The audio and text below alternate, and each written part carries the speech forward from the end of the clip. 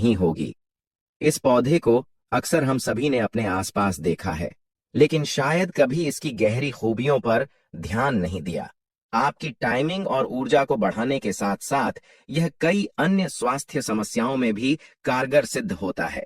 यहाँ मैं केवल आपको एक सुरक्षित और प्राकृतिक उपाय बता रहा हूँ, जिसे अपनाकर आप अपनी खोई हुई ताकत को वापस पा सकते हैं। जरूरी है कि किसी भी औषधि को इस्तेमाल करने से पहले उसकी मात्रा और सावधानी के बारे में जान लिया जाए, ताकि कोई साइड इफेक्ट ना हो। आज आप जानेंगे कि किस तरह इस पौधे का सही उपयोग करके आप न सिर्फ शारीरिक क्षमता में बढ़ोतरी कर सकते हैं, बल्कि आत्मविश्वास भी हासिल कर सकते हैं। तो तैयार हो जाइए, क्योंकि आगे की जानकारी आपकी जिंदगी में एक बड़ा बदलाव ला सकती है। वीडियो को अंत तक जरूर देखें, और अगर आपको यह ज्ञान उपयोगी लगे तो इसे अपने दोस्तों के साथ शेयर करना मत भूलिए। तो दोस्तों, इसे आंख का पौधा भी बोला जाता है। यह पौधा जितना चमत्कारिक है, उतना ही उपयोगी भी है, और आज मैं आप लोगों को इसके बारे में विस्तार से बताने वाला हूं। इस पौधे की धार्मिक महत्ता भी है और आयुर्वेदिक गुण भी इतने हैं कि आप सुनेंगे तो दंग रह जाएंगे। कई बार हमारे बड़े बुजुर्गों ने इस पौधे के चमत्कारिक प्रभावों के बारे में बताया भी होगा, लेकिन धीरे धीरे यह सारी बातें हम भूलते जा रहे हैं। मैं इसी जानकारी को फिर से आप तक पहुंचाने के लिए प्रयासरत हूं, ताकि अधिक से अधिक लोग इसका लाभ ले सकें। दोस्तों, आपने देखा होगा कि भगवान शंकर को मदार के पुष्प विशेष रूप से चढ़ाए जाते हैं। ऐसा माना जाता है कि यह पौधा भगवान शंकर को बेहद प्रिय है। हमारे यहाँ यह विश्वास प्रचलित है कि यह पौधा अनंत चमत्कारिक शक्तियों से भरा हुआ है। आपको जानकर हैरानी होगी कि इस पौधे की जड़ से लोग भगवान गणेश जी की आकृति भी तैयार कर लेते हैं, जिसे बनाने के बाद बाजार में ऊंचे दामों पर बेचा जाता है। बहुत सारे लोग इसे पूजन के लिए घर में रखते हैं। कहते हैं कि अगर कोई इस आकृति की सच्चे मन से पूजा करे तो उसकी सभी मनोकामनाएं पूरी हो जाती हैं। यह बात कितनी सत्य है, यह तो श्रद्धा का विषय है, लेकिन ऐसे अनेक लोग हैं जो इस पर पूर्ण विश्वास रखते हैं। अब बात करते हैं इसके आयुर्वेदिक गुणों की, क्योंकि मेरे चैनल का उद्देश्य है कि मैं प्राचीन समय से हमारे पूर्वजों द्वारा इस्तेमाल किए जाने वाले आयुर्वेदिक नुस्खों को फिर से आपके सामने लाऊं। मैं चाहता हूं कि अगर मेरी बातों से किसी एक व्यक्ति को भी लाभ होता है तो मेरा प्रयास सार्थक हो जाएगा। दोस्तों, मुझे सब्सक्राइबर बढ़ाने या व्यूज आने से अधिक प्रसन्नता इस बात की होती है कि मेरी बताई हुई जानकारी किसी के काम आ सके। इसलिए मैं आप सबसे प्रार्थना करता हूं कि इस जानकारी को अधिक से अधिक लोगों तक पहुंचाने में आप मेरा सहयोग करें। आप बस इतना कीजिए कि वीडियो को लाइक करें, चैनल को सब्सक्राइब करें, और कम से कम 5 से 10 लोगों को इस जानकारी को भेजें। हो सकता है किसी को इसकी सख्त आवश्यकता हो और उसे ठीक होने का या किसी समस्या से छुटकारा पाने का नया रास्ता मिल जाए। अब देखिए, हमारे यहाँ आंख के पौधे की 2 प्रजातियां अधिक प्रचलित हैं। पहली प्रजाति वह होती है जिसके फूल बैंगनी रंग के आते हैं, और दूसरी प्रजाति जिसके फूल सफेद रंग के होते हैं। वैसे दोनों प्रजातियों में भी कई प्रकार के गुण होते हैं, लेकिन जो सफेद फूल वाला पौधा है वह विशेष रूप से आयुर्वेद में काफी मान्यता रखता है। इसकी एक बड़ी खासियत यह है कि यह बहुत आसानी से उग जाता है, खासकर जहां सूखी या बंजर जमीन होती है, क्षारीय मिट्टी होती है, रेतीले स्थान होते हैं, वहां यह अपने आप उग आता है। पूरे भारतवर्ष में आपको यह कहीं ना कहीं मिल ही जाएगा। इस पौधे के बारे में लोगों को अचेताया जाता है कि जो गर्भवती महिलाएं हैं उन्हें इसके संपर्क में नहीं आना चाहिए। कारण यह है कि इसकी टहनी या पत्तों से जो दूध निकलता है वह काफी तीखा और कुछ हद तक विषाक्त होता है, और पुराने समय में इसे गर्भपात कराने के लिए भी इस्तेमाल किया जाता था। इसीलिए जब भी कोई गर्भवती महिला इस पौधे के नजदीक जाती है तो बड़े बुजुर्ग उसे सावधान कर देते हैं। दोस्तों, हमें यह समझना चाहिए कि आयुर्वेद में जितनी भी जड़ी बूटियां हैं उनका एक निश्चित अनुपात और तरीके से ही इस्तेमाल करना चाहिए। गलत अनुपात में इस्तेमाल करने से नुकसान भी हो सकता है। मैंने सुना है कि प्राचीन समय में जब चिकित्सा सुविधाएं इतनी विकसित नहीं थीं, तब लोग इसका इस्तेमाल गर्भपात कराने के लिए भी करते थे। यह बात बताने का उद्देश्य बस इतना है कि आपको सावधानी बरतनी चाहिए। किसी भी आयुर्वेदिक नुस्खे को अपनाने से पहले किसी जानकार वैद्य या आयुर्वेदाचार्य की सलाह लेनी चाहिए। अब इसका एक दूसरा पहलू भी है कि यह पौधा अपने एंटी फंगल गुणों के लिए प्रसिद्ध है। इसका प्रयोग अस्थमा जैसी बीमारियों में, त्वचा संबंधी रोगों में और यहाँ तक कि पेचिश के इलाज में भी किया जाता रहा है। मुझे कई ऐसे लोग मिले हैं जिन्होंने इस पौधे का उपयोग करके फंगल इन्फेक्शन को ठीक किया है। अब मैं आपको विस्तार से बताऊंगा कि इसका प्रयोग किस तरह और किस समस्या में किया जा सकता है। लेकिन एक बार फिर निवेदन कर दूं कि किसी भी नई औषधि या जड़ी बूटी को टेस्ट करने से पहले किसी विशेषज्ञ से सलाह जरूर लें। मैं आपको एक एक करके समझाता हूं। सबसे पहली समस्या जो आजकल हर घर में दिखने लगी है वह है जोड़ों का दर्द, गठिया, आर्थराइटिस वगैरह। हमारे घर के बड़े बुजुर्ग या जो लोग उम्र दराज हो गए हैं उन्हें यह समस्या बहुत आम हो गई है। लेकिन शहर में रहने वाले युवाओं को भी कई बार कम उम्र में यह दिक्कतें शुरू हो जाती हैं। इसका एक बड़ा कारण हमारी जीवन शैली भी है। लेकिन अगर आप आयुर्वेद की शरण में जाना चाहते हैं तो मदार के पौधे के पत्ते बहुत ही कारगर साबित हो सकते हैं। करना क्या है, आपको इसके ताजे और हरे पत्ते लेने हैं जो चौड़े आकार के होते हैं। फिर उन्हें तवे पर मध्यम आंच पर हल्का गर्म करना है। चाहे तो आप उस पर थोड़ा सरसों का तेल भी डाल सकते हैं ताकि पत्ते जले नहीं। इसके बाद यह गर्म किए हुए पत्ते आपको सीधे उस स्थान पर बांधने हैं जहां दर्द है। जैसे किसी को घुटनों में दर्द है तो घुटने पर, किसी को टखने में दर्द है तो टखने पर। आपने देखा होगा कि अक्सर बुजुर्ग लोग या गांव के लोग इस तरह से पत्तों की सिकाई करके एक तरह का लेप या परंपरागत उपचार करते हैं। यह दर्द को खींचने का काम करता है और एक राहत पहुंचाता है। कुछ ही दिनों में आपको फर्क महसूस होने लगता है। इसी तरह त्वचा संबंधी रोगों में भी इस पौधे का दूध काफी फायदेमंद माना जाता है। बहुत सारे लोग दाद, खाज, खुजली, एक्जिमा आदि से परेशान हैं। अगर आपको फंगल इन्फेक्शन है, शरीर पर लाल चकत्ते हो रहे हैं, कहीं सूजन है या बार बार खुजली होती है, तो इसके दूध को हल्दी के साथ मिलाकर प्रभावित क्षेत्र पर लगाया जा सकता है। मैं यह बात व्यक्तिगत अनुभव और अपने बुजुर्गों से सुने गए नुस्खे के आधार पर बता रहा हूं। आपको रोजाना कम से कम एक बार इसका लेप लगाना होगा। कुछ लोगों ने बताया कि 1-2 हफ्तों में ही काफी सुधार दिखता है। हालांकि फिर वही बात दोहराऊंगा कि यदि आपकी स्थिति ज्यादा गंभीर है तो आप आयुर्वेदाचार्य से परामर्श जरूर करें। एक बड़ी समस्या जो लोगों को बहुत परेशान करती है वह है बवासीर या पाइल्स। यह एक ऐसी तकलीफ है जिसमें रोगी को काफी दर्द, सूजन और कई बार रक्तस्राव की भी परेशानी होती है। डॉक्टरी इलाज में कई बार ऑपरेशन तक करवाना पड़ता है, लेकिन कुछ लोग ऑपरेशन के बाद भी परेशान रहते हैं क्योंकि फिर से बवासीर उभर आते हैं। ऐसे में आयुर्वेदिक उपाय बड़ी राहत दे सकते हैं। अगर आप बवासीर से त्रस्त हैं और मस्सों के कारण उठना बैठना मुश्किल हो गया है तो आप मदार के दूध में हल्दी मिलाकर मस्सों पर लगा सकते हैं। यह एक प्रकार से उन मस्सों को सुखाने या लाने का काम करता है। कुछ लोग थूहर के पौधे के दूध का भी इस्तेमाल करते हैं, लेकिन मदार के दूध से भी बहुत अच्छे परिणाम मिलते हैं। 1 सप्ताह से लेकर 1 महीने तक नियमित रूप से लगाने पर मस्से बैठने लगते हैं, सूजन कम होने लगती है और धीरे धीरे पूरी तरह ठीक हो जाती है। दोस्तों, एक बड़ा ही रोचक नुस्खा है दांत दर्द के लिए। अक्सर दांत दर्द होता है तो आदमी का खाना पना दूभर हो जाता है।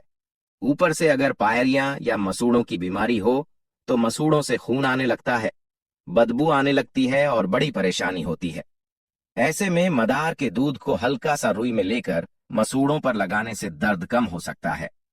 पुराने जमाने में गांव में कोई डॉक्टर उपलब्ध नहीं होता था, तब लोग ऐसे ही नुस्खे अपनाते थे, लेकिन सावधानी भी रखनी चाहिए कि इसे अधिक मात्रा में ना लगाएं, क्योंकि इसका दूध तीखा होता है। अगर आप इसे बहुत ज्यादा मुंह के अंदर रखेंगे तो छाले पड़ने या दिक्कत होने की आशंका भी रहती है। इसीलिए बहुत कम मात्रा में सावधानी पूर्वक लगाना ही बेहतर होता है। अब आते हैं उस विषय पर जिसके बारे में बहुत कम लोग जानते हैं, वह है मदार के पौधे द्वारा बांझपन को दूर करने का उपाय। देखिए, वर्तमान में शहरीकरण और आधुनिक जीवन शैली के चलते कई पति पत्नी संतान सुख से वंचित रह जाते हैं। डॉक्टरी जांच में सब ठीक निकलता है, फिर भी किसी कारणवश गर्भ ठहर नहीं पाता। ऐसे में आयुर्वेदिक उपायों की ओर लोग रुख करते हैं और मदार के पौधे की जड़ का एक विशेष प्रयोग बताया जाता है। इसके लिए सफेद फूल वाले मदार के पौधे की जड़ ली जाती है, फिर उसे छाया में सुखाकर पीसकर इसका बारीक चूर्ण बना लिया जाता है। फिर रोजाना 1 गिलास शुद्ध देसी गाय के दूध के साथ लगभग 1-2 ग्राम इस चूर्ण का सेवन कराया जाता है। कहा जाता है कि इससे महिलाओं की प्रजनन क्षमता बढ़ती है और गर्भधारण की संभावनाओं में बढ़ोतरी होती है। पर यह काफी संवेदनशील मामला है, इसलिए दोहराता हूं कि ऐसे नुस्खे को आज जमाने से पहले किसी योग्य आयुर्वेदाचार्य या अनुभवी वैद्य की सलाह लेना बहुत जरूरी है। हर व्यक्ति का शारीरिक बनावट अलग होता है, इसलिए जो नुस्खा एक पर कारगर हो जरूरी नहीं कि दूसरे पर भी वैसा ही असर कर।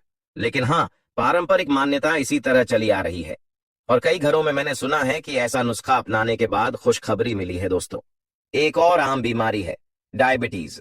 हर घर में 2-4 लोग डायबिटीज से ग्रस्त मिल जाएंगे। यह एक ऐसी बीमारी है जो एक बार हो जाए तो हमेशा कंट्रोल में रखना पड़ता है। लेकिन आयुर्वेद में कहा जाता है कि मदार के पौधे के पत्ते शुगर लेवल को कम करने में मदद कर सकते हैं। इसका तरीका है कि रात में सोने से पहले पौधे के 2 साफ पत्ते लेकर उन्हें पैर के तलवों के नीचे बांध लिया जाए। सुबह उठकर उन्हें बदल दें। माना जाता है कि इससे शरीर में शुगर लेवल कम हो सकता है। बहुत सारे लोगों ने इसे आजमाया है और बताया है कि उनकी शुगर में काफी फर्क महसूस हुआ। हालांकि हर शरीर की प्रतिक्रिया अलग होती है, इसीलिए कुछ लोगों को कम फायदा मिलता है, कुछ लोगों को ज्यादा। फिर भी कोशिश करने में कोई हर्ज नहीं है, लेकिन आपको अपनी शुगर लेवल की जांच नियमित रूप से कराते रहनी चाहिए। साथ ही अगर आप कोई अंग्रेजी दवा ले रहे हैं तो उसे अपने डॉक्टर की सलाह के बिना बंद ना करें। अब बात करते हैं इस पौधे की धार्मिक मान्यता की।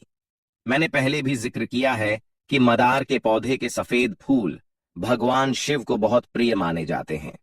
शिव पूजन में बेलपत्र के साथ साथ कई लोग मदार के पुष्प भी चढ़ाते हैं। कहा जाता है कि इससे व्यक्ति को शिव जी की विशेष कृपा मिलती है। आप में से कई लोगों ने शिव मंदिरों में देखा होगा कि वहां मदार का फूल चढ़ाते समय श्रद्धालु जय शिव शंभू या हर हर महादेव का जाप कर रहे होते हैं। यह एक प्रकार की आस्था है। हमारी संस्कृति में जहां तक आस्था का सवाल है, वहां तर्क कम और भक्ति ज्यादा चलती है और भक्ति में बड़ी शक्ति होती है। कई लोग मानते हैं कि मदार का फूल चढ़ाने से शिव जी जल्दी प्रसन्न होते हैं और उनकी कृपा से भक्तों की मनोकामनाएं जल्दी पूरी हो जाती हैं।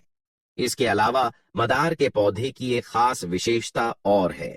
जैसे जैसे यह पौधा पुराना होता जाता है, इसकी जड़ें कई बार गणेश जी की सूंड जैसी आकृति धारण कर लेती हैं। जब लोग इसे खोदते हैं तो देखते हैं कि वाकई किसी मूर्ति की तरह वह दिखाई दे रही है। फिर कलाकार लोग उस जड़ को और तराश हैं और गणेश जी की मूर्ति का रूप दे देते हैं। यह मूर्ति मार्केट में काफी महंगी बिकती है क्योंकि इसे दुर्लभ और चमत्कारिक माना जाता है। मान्यता है कि अगर घर में ऐसे गणेश जी की स्थापना की जाए तो घर में सुख, समृद्धि, धन, धान्य और सभी भौतिक सुखों की प्राप्ति होती है।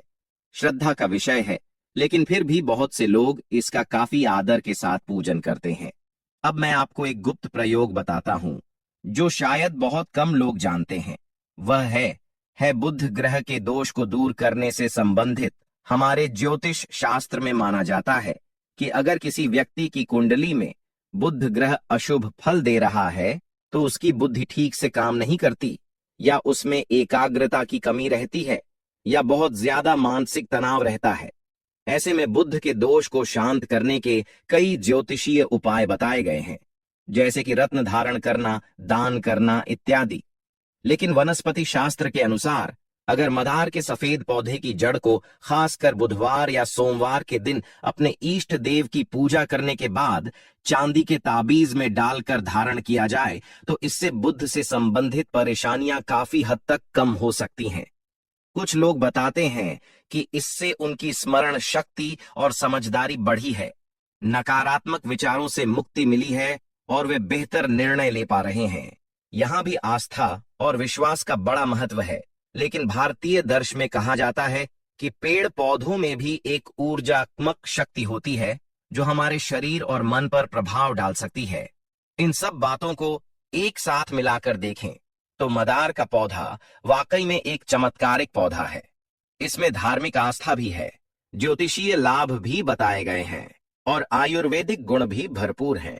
लेकिन यह भी सच है कि इस पौधे में झर होने की आशंका रहती है, इसलिए अति उत्साह में आकर इसका इस्तेमाल कर कभी भी लापरवाही से नहीं करना चाहिए।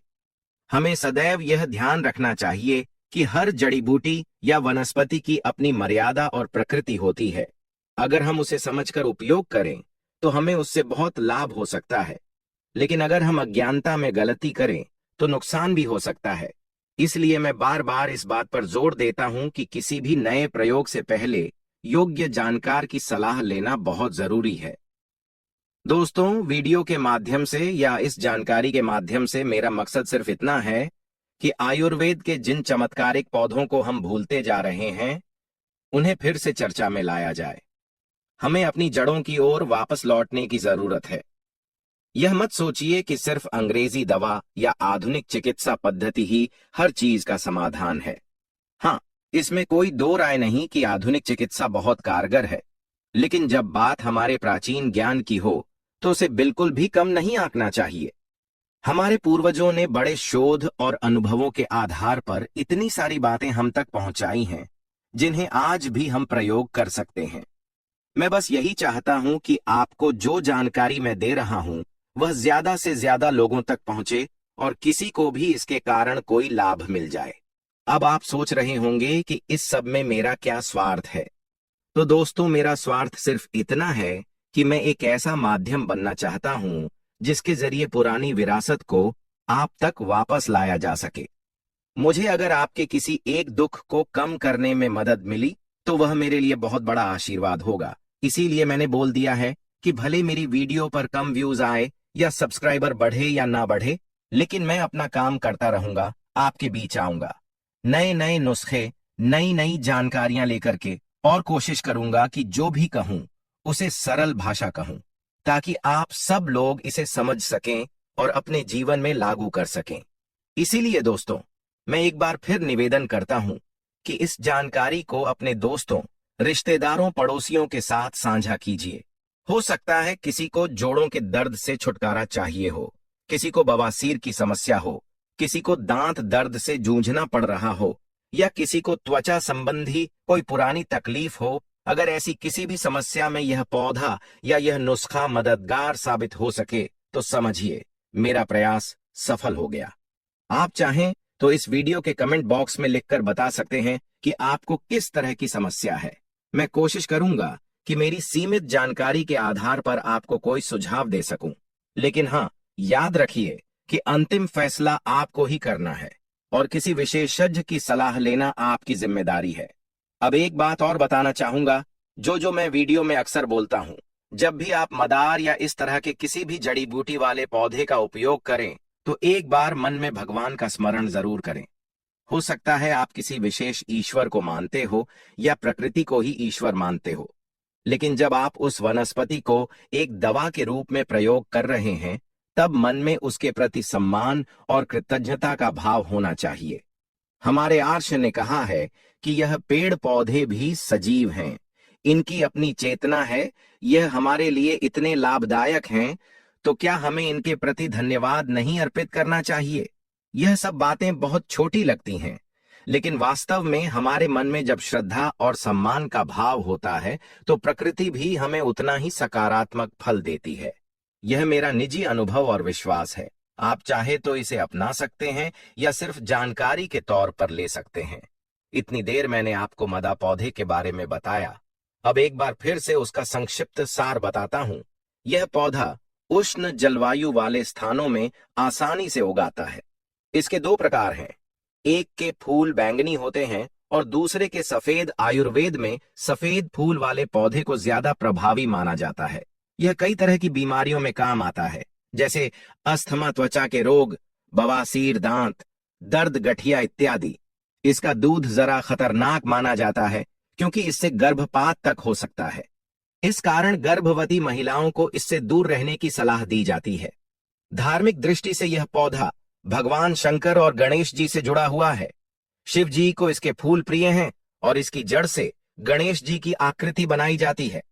ज्योतिषीय मान्यता है कि इसकी जड़ को धारण करने से बुध ग्रह के दोष कम हो सकते हैं। कुल मिलाकर यह एक बहुआयामी उपयोगिता वाला पौधा है। जब आप इसका इस्तेमाल करें तो शुरुआत कम मात्रा से करें। देखें कि आपके शरीर पर इसका क्या प्रभाव पड़ता है। कभी कभी कुछ लोगों को इससे एलर्जी भी हो सकती है। अगर ऐसा हो तो उपयोग बंद कर दें। फिर वही बात दोहराऊंगा कि आयुर्वेद ने जिन पौधों को औषधि का दर्जा दिया है वे सभी अपने आप में बहुत गुणवान हैं, लेकिन उनका उपयोग भी उसी समझदारी से करना होगा। गलत विधि से किया गया इस्तेमाल कई बार नुकसान पहुंच सकता है। इसीलिए पुराने जमाने में घर घर में कोई ना कोई ऐसा बुजुर्ग होता था जो इन पौधों की खूबियों और खामियों को जानता था। आज के दौर में हमें फिर से उन जानकारियों को सीखने की जरूरत है। आप चाहे तो इस पौधे का एक छोटा सा हिस्सा अपने घर के आंगन में या गमले में भी लगा सकते हैं। कुछ लोग मानते हैं कि इससे घर में नकारात्मक ऊर्जा प्रवेश नहीं करती। यह थोड़ा सा आध्यात्मिक पहलू भी है। वैसे घर में आपको एक सावधानी रखनी होगी कि बच्चे या गर्भवती महिलाएं इसके दूध के संपर्क में ना आएं। लेकिन अगर आप इसे सुरक्षित रूप से रखते हैं और समय समय पर इसके दूध को किसी भी उपयोग के लिए सावधानी पूर्वक लेते हैं, तो यह आपके लिए एक अच्छा प्राकृतिक उपाय का स्रोत बन सकता है। मैंने कई बार देखा है कि जिन लोगों को अक्सर ब्रोंकाइटिस या अस्थमा जैसी परेशानी रहती है, वे मदार की सूखी पत्तियों का धुआं भी कभी कभी लेते हैं। पर यह थोड़ा रिस्की काम है, क्योंकि धुआं लेना वैसे ही सांस के रोगियों के लिए हानिकारक हो सकता है। इसीलिए मैं इस विषय में आपको खास तौर पर बोलूंगा कि बिना किसी जानकार की देखरेख या सलाह के ऐसा ना करें। हो सकता है किसी को इससे फायदा मिला हो, लेकिन जनरल सलाह यह है कि कोई भी धुनी या धुआं सीधा सांस में लेना जोखिम भरा हो सकता है। हाँ, कुछ लोग इसकी जड़ को अलग तरीके से तैयार कर दवा के रूप में प्रयोग करते हैं, लेकिन वह भी विशेषज्ञों की देखरेख में ही किया जाना चाहिए। कई बार लोग मुझसे पूछते हैं कि अगर मदार का दूध इतना लाभकारी है तो क्या हम इसे सीधे पी सकते हैं? मैं साफ तौर पर मना करता हूं, क्योंकि यह दूध जहरीला भी हो सकता है। इसका सीधा सेवन बिल्कुल नहीं करना चाहिए। परंपरा में कहीं भी यह वर्णन नहीं मिलता कि इस दूध को सीधा मुंह से पीना चाहिए। हाँ, किसी विशेष जड़ी बूटी के साथ मिलाकर इसका प्रसंस्करण करने के बाद कोई वैद्य अगर कहता है, तभी उसकी अनुमति से थोड़ा बहुत लिया जा सकता है। लेकिन आप और हम जो साधारण लोग हैं, बेहतर है कि इसे बाह्य उपयोग में ही रखें, या फिर किसी प्रोसेस से गुजरने के बाद ही किसी विशिष्ट अनुपात में ले। दोस्तों, मैं आशा करता हूं कि यह लंबी बातचीत आपको अच्छी लगी होगी और इससे आपको कुछ नई जानकारी मिली होगी। मैंने कोई भी बात किसी दावे के साथ नहीं कही, बल्कि मैंने वही कहा है जो मैंने बुजुर्गों से सुना, पुस्तकों में पढ़ा और कुछ लोगों को प्रयोग करते हुए देखा। जब भी आप कोई नया प्रयोग करना चाहे तो पहले कम मात्रा में करके देखें या फिर किसी की देखरेख में करें। स्वास्थ्य सबसे बड़ा धन है, इसलिए किसी भी तरह की जल्दबाजी से बचना चाहिए। इस जानकारी के आखिर में फिर यही कहूंगा कि अगर आपको यह पसंद आए तो वीडियो को लाइक कर दें, चैनल को सब्सक्राइब कर दें और कमेंट बॉक्स में हर हर महादेव या जय शिव शंभू जरूर लिख दें, ताकि मुझे भी पता चल सके कि आप लोग इस जानकारी से जुड़े हैं। साथ ही इसे अपने मित्रों, रिश्तेदारों और जिन लोगों को भी आयुर्वेद में दिलचस्पी है उनके साथ शेयर करें। आप यह मत सोचिए कि कोई मजाक उड़ाए या कोई कहेगा कि यह तो पुराने जमाने की बातें हैं। यकीन मानिए, पुराने जमाने की बातें ही असल में आने वाले भविष्य के लिए हमारा आधार बनती हैं। और अंत में यही कहूंगा कि हम सबको मिलकर आयुर्वेद के इन अनमोल खजानों को अगली पीढ़ी तक पहुंचाना है। अगर हम भी अपनी आंखों के सामने इन जानकारियों को भूलते चले गए तो आने वाले समय में शायद ही कोई मदार जैसे पौधे के बारे में जानता होगा। इसलिए इस जागरूकता को फैलाएं। अगर आप भी चाहते हैं कि माता लक्ष्मी की कृपा आप सब पर बनी रहे तो हमारे इस करके वीडियो को लाइक करें और कमेंट में जय मां लक्ष्मी जरूर लिखें।